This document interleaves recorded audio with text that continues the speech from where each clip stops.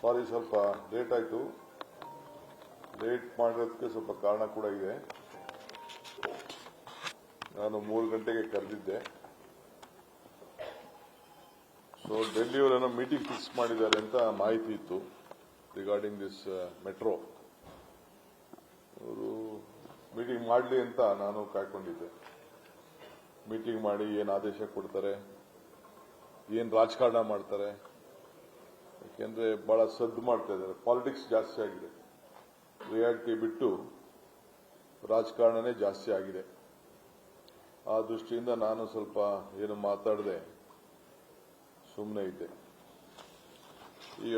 ಈಗ ಬಂತು, ಅದಕ್ಕೆ ನಾನು ಪೋಸ್ಟ್ಪೋನ್ ಮಾಡಿದ್ದಾರೆ ಮೀಟಿಂಗ್, ತಗೊಳಕ್ಕಾಗಿದೆ. They could not take any decision on this issue. So ಈಗ ತಮಗೆಲ್ಲ ಗೊತ್ತಿರೋದಕ್ಕೆ ನಮ್ಮ Bengaluru metro 50-50 joint venture company ನಾವು ಮಾಡಿದ್ದೀವಿ, ಶೇರ್ ಹೋಲ್ಡಿಂಗ್ ಕಂಪನಿ, ಕರ್ನಾಟಕ ಮತ್ತು ಭಾರತದ ಸರ್ಕಾರ.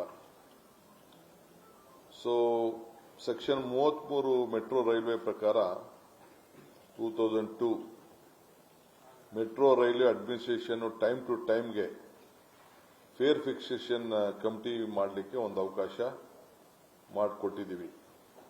For the carriages of passengers fare for travelling from one station to another metro station ಅಂತೇಳಿ. ಸೊ ಸೆಕ್ಷನ್ 34 ಪ್ರಕಾರ the metro railway O&M, the central government may, ಸ್ವಲ್ಪ ಗಮನದಲ್ಲಿ ಇಟ್ಕೊಳ್ಳಿ, the central government may from time to time constitute a fare fixation committee for the purpose of recommending fare for the carriage of passengers by the metro railway ಅಂತ ಇದೆ. 2020ರಲ್ಲಿ ನಮ್ಮ ಆಗಿದ್ದಂತ ಸರ್ಕಾರ, so Bengaluru metro railway corporation ಇಂದ ನೀವು committee formation ಮಾಡಿ ಅಂತೇಳಿ ಕಳಿಸ್ಕೊಟ್ಟಿದ್ರು.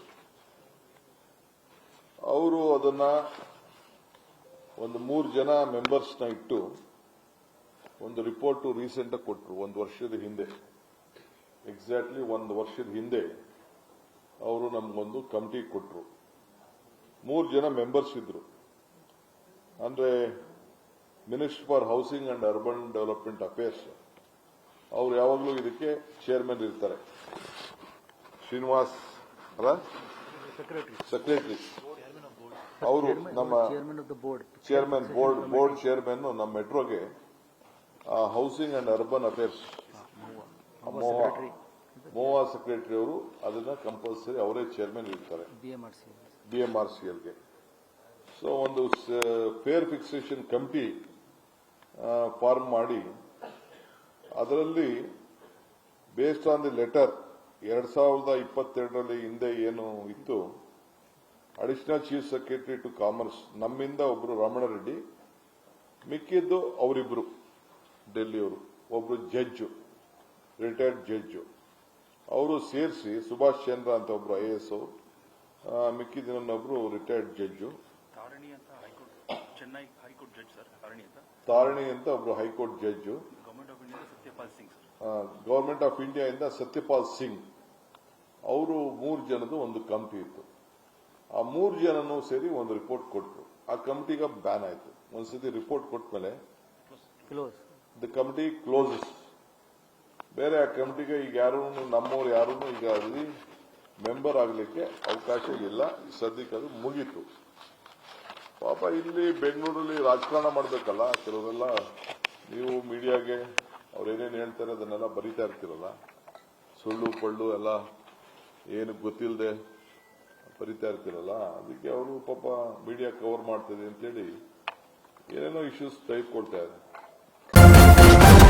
News first, ನಿರ್ಭೀತಿಯಿಂದ ನಿಮ್ಮ ಪರವಾಗಿ.